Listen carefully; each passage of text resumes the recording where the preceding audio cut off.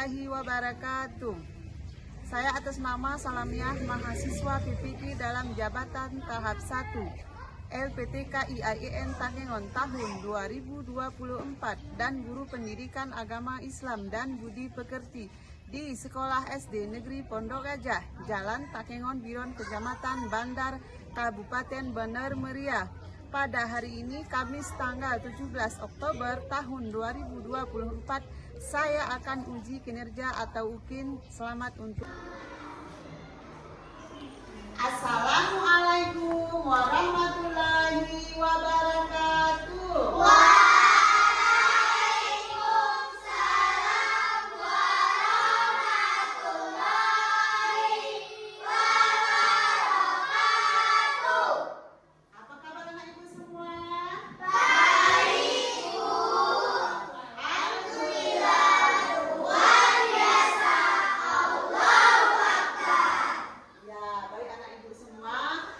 Kita semangat, sebelum kita baca doa kita dengarkan SBT dulu sama-sama. Yuk, supaya semangat kita beri semua anak ibu. Yuk, semuanya berdiri. Ayo, kita lihat di depan ya.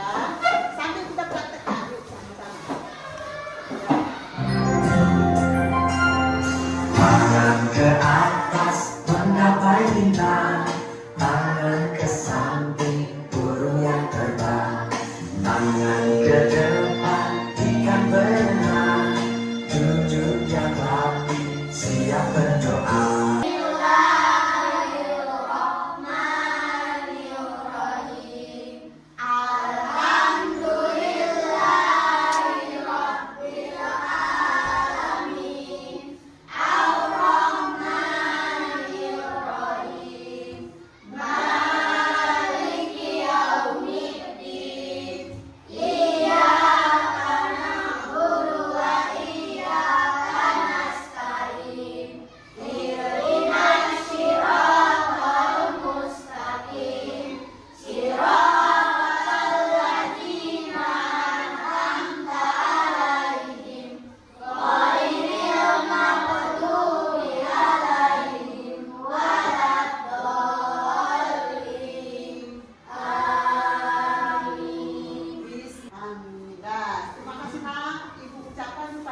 Yang sudah memimpin doa pada pagi ini. Nah, selanjutnya nak coba diperhatikan ke depan, matanya ke depan semua.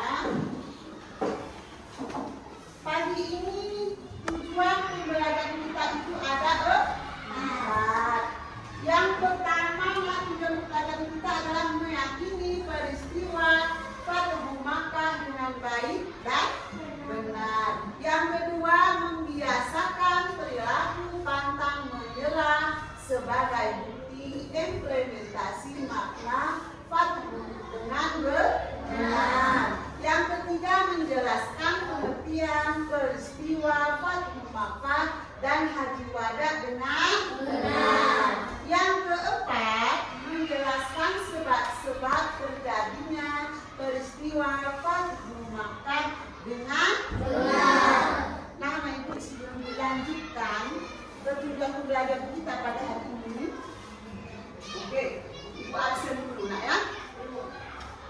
Pagi ini ada yang tidak datang nak? Ada, Bu. Siapa nak? Miswa. Siapa? Miswa. Apa namanya Miswa? Sakit. Sudah dijenguk? Sudah. Ya, selain kita jenguk, apa yang harus kita lakukan kalau ada yang sakit? Kita mendoakan supaya lekas sembuh. Nah, sekarang coba nak, kalau tidak ada yang datang, kita lanjut ke pembelajaran kita, yaitu kita lihat dulu video yang ada di depan. Coba lihat video yang di depan.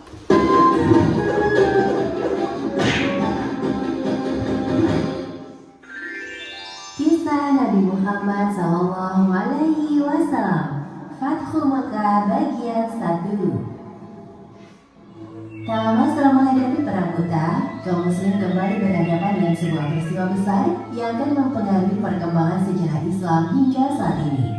Peristiwa besar tersebut adalah Fathu Makkah, yakni peristiwa pembebasan kota Makkah dari kekuasaan kafir Quraisy. Peristiwa ini bermula dari pengkhianatan Bani Bakr yang didukung oleh tokoh-tokoh Quraisy. Mereka bersekutu melakukan penyerangan dan pembunuhan terhadap Bani Khuza'ah, sehingga hal tersebut melanggar perjanjian Hudaibiyah yang telah disepakati.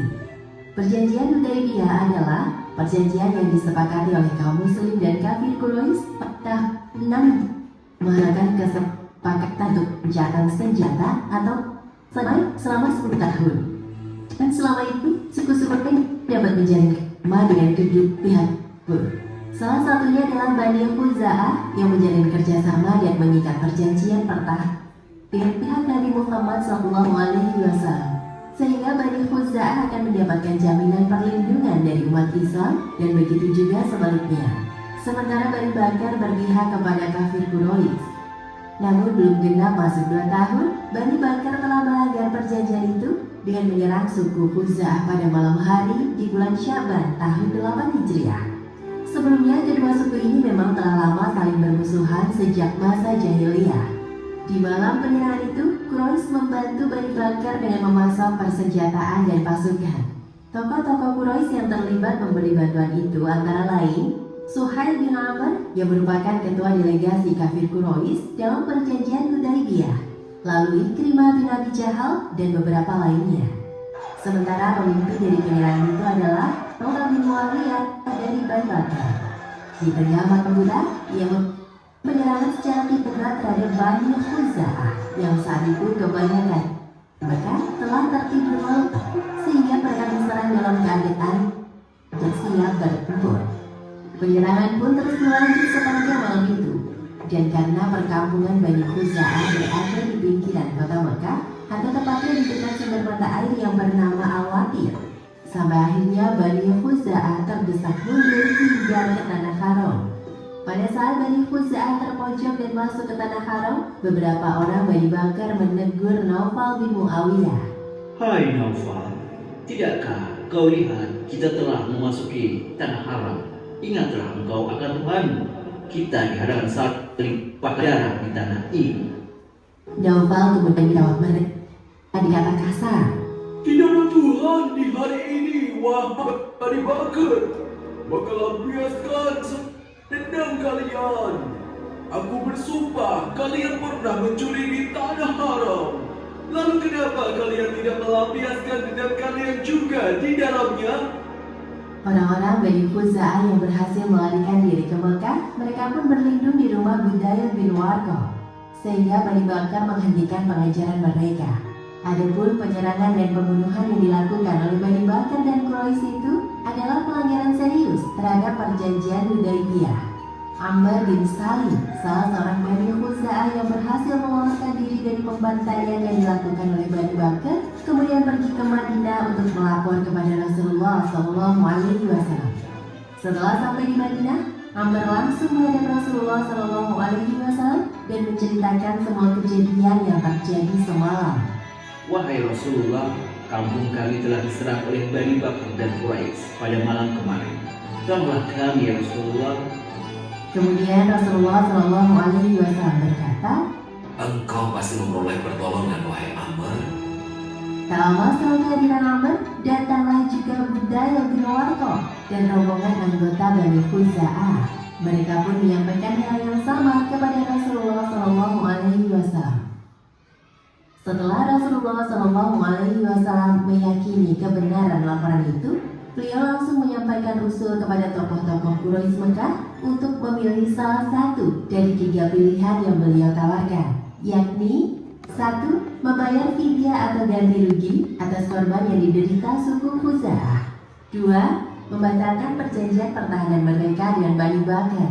3. Menerima resiko pertempuran. Meski menerima usul kompromi dari Nabi Muhammad SAW, namun tokoh-tokoh Quraisy itu tetap bersikap keras kepala dan mengabaikan usul-usul itu. Walaupun tidak lama kemudian mereka sadar atas bahaya yang dapat mengancam akibat penolakan usul tersebut. Akhirnya setelah mereka menyadari bahwa penolakan itu dapat mendatangkan bahaya, Quraisy kemudian mengutus pimpinan mereka, Abu Sufyan, untuk berunding dengan Rasulullah SAW di Madinah. Lalu saat dalam perjalanan menuju Madinah, Abu Sufyan bertemu. Sudah kita lihat kan video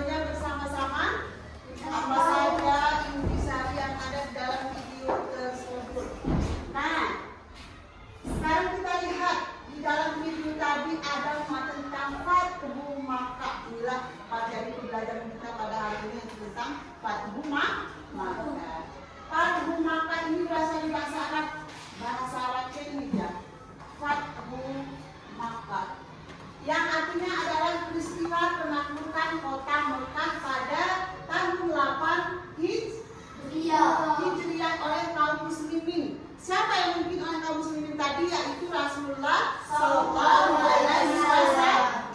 Iya, pemimpin Rasulullah SAW dalam mereaksi pelanggaran perjanjian oleh Hudaybiyah oleh kelompok Quraisy dan membuahkan beberapa hasil seperti memeluk Islam beberapa orang musyrik semenanjung Arab pada tahun-tahun berikutnya. Nah, pada Fathu Makkah ini sama artinya dengan pembebasan kota Mekah dari orang kafir-kafir Quraisy.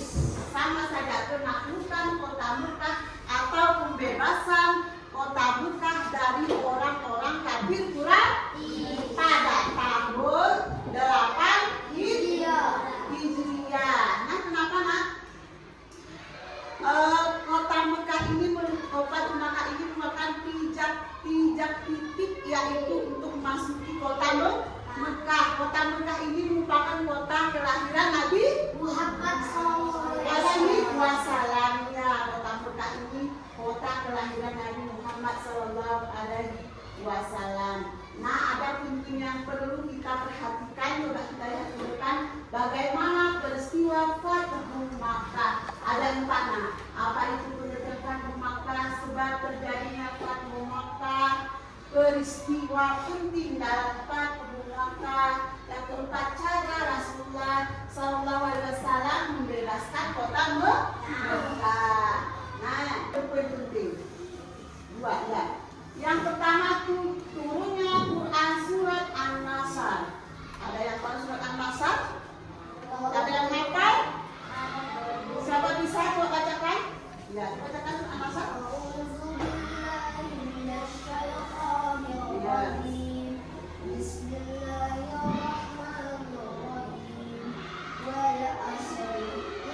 Surat An-Nasr nak?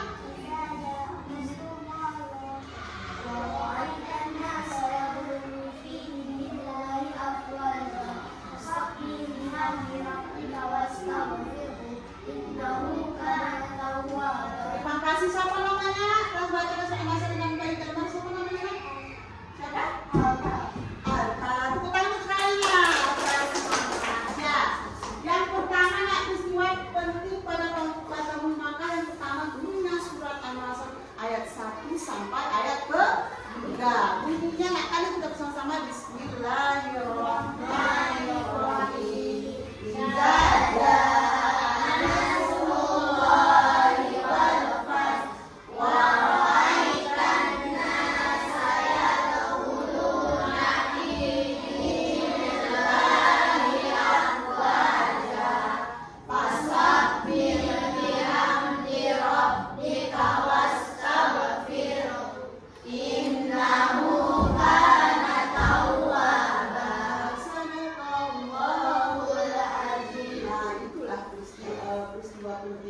Terjadinya Fathu Makkah,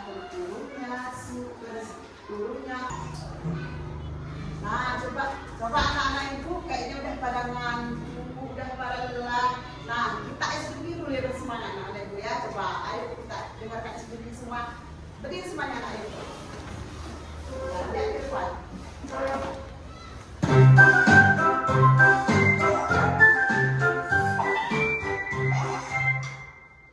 Alright, Sam,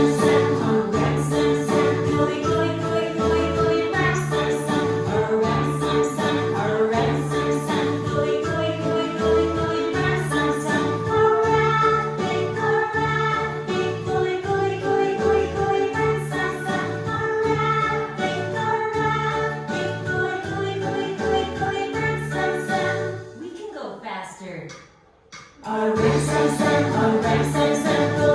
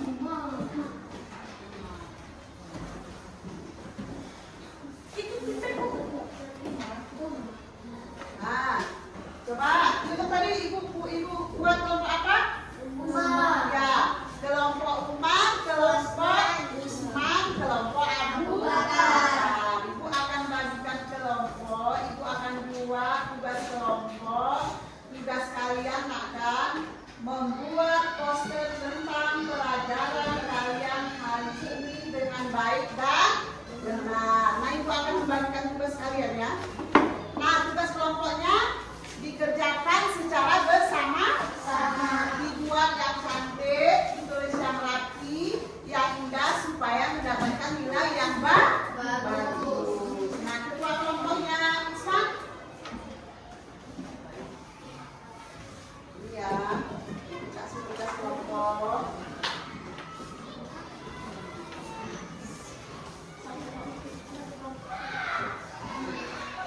Kelompok siapa tadi nih? Usman.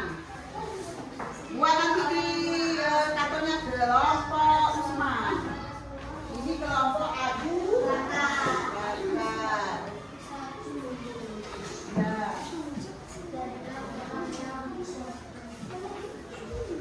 Kalian buat di karton. Nah, dikalikan kartonnya nih.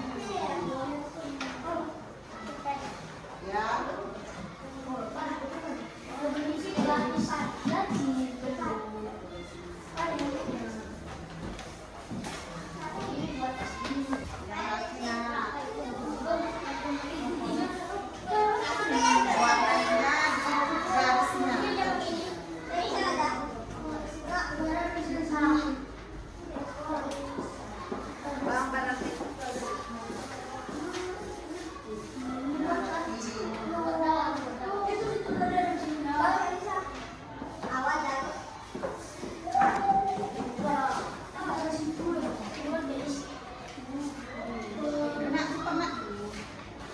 Bantu kawannya terus, kerjasama. Bantu kawannya.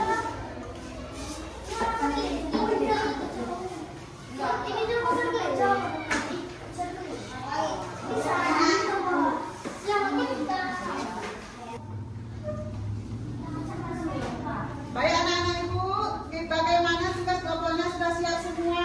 Bagus, luar biasa, Pak, sudah siap. Nah, sekarang siapa yang mau duluan mempresentasikan tugas kelompoknya ke depan? Apa kelompok Abu Bakar, kelompok Umar, atau kelompok Usman? Oh iya, kelompok Abu Bakar ya. Coba maju ke depan nah.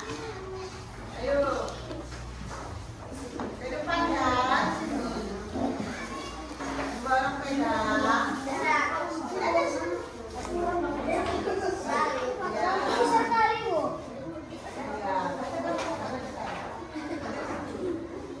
Kami dari kelompok Abu Bakar. Dan harus lagi. Baca mana? Perhatikan mana coba kita kelompok kasih ke kawannya. Terus. Kami dari kelompok Abu Bakar akan menyampaikan hasil kerja kelompok kami. Ya. Yang pertama, jadilah orang yang berpemaaf, Ya. seperti yang telah dicontohkan oleh Rasulullah SAW dalam memaafkan kaum Quraisy. Ya.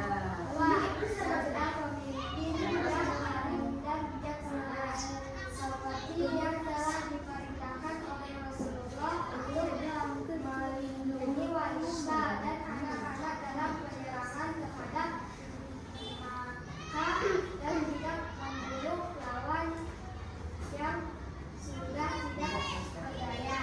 Yang ketiga, tidak boleh dendam.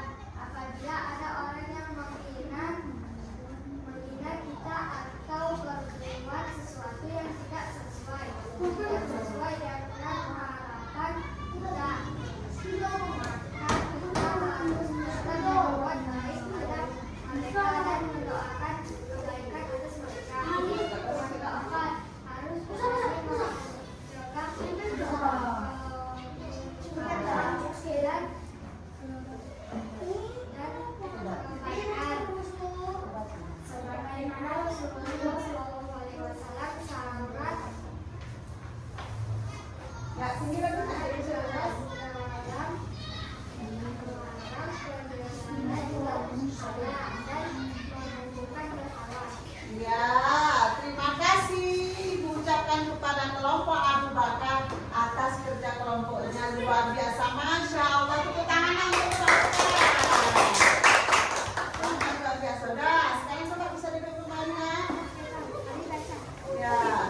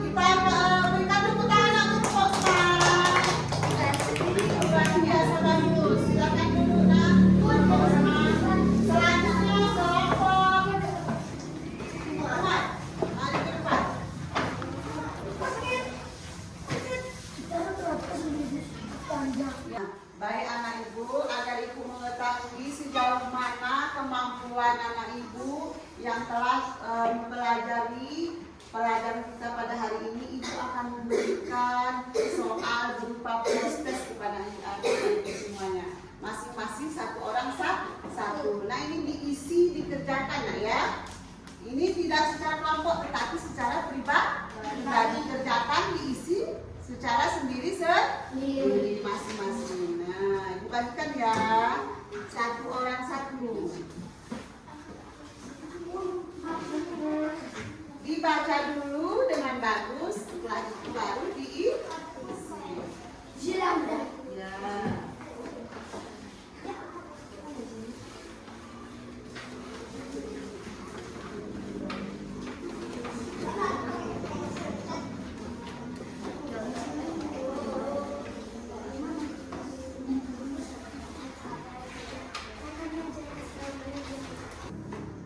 Baca dulu yang bagusnya.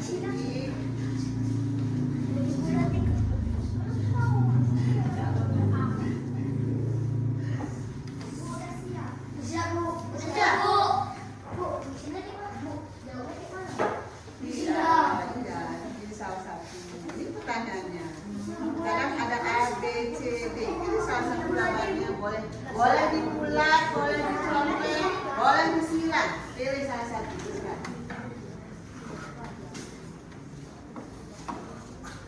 Sudah siap, Nak? Luar biasa, Masya Allah. Siap cepat ya. Mungkin ada yang sudah siap, bisa dikumpul ke tempat ibu. Ya. Ya. Terima kasih yang sudah siap. Yang belum dikerjakan terus pelan-pelan. Tuh. Terima kasih yang sudah siap. Ya. Sudah, Mak? Terima kasih kakak, abang. Yang belum boleh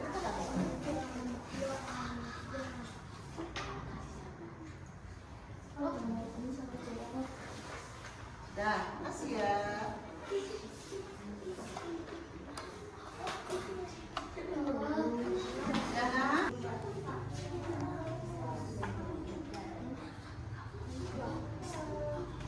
Ya. Coba nanti perhatikan ke depan, ibu akan menyimpulkan pelajaran kita pada hari ini. Nah, sebagai kesimpulan pelajaran kita pada hari ini adalah Rasulullah, Nabi kita Muhammad SAW mengajarkan kepada kita supaya kita menjadi orang yang pemaaf. Yang kedua, kita harus menjadi seperti beliau, menjadi pemimpin yang arif dan bijaksana. Selanjutnya Rasulullah mengajarkan kepada kita supaya kita tidak boleh menyimpan dendam di dalam hati. Ya, terus sering-sering bersalawat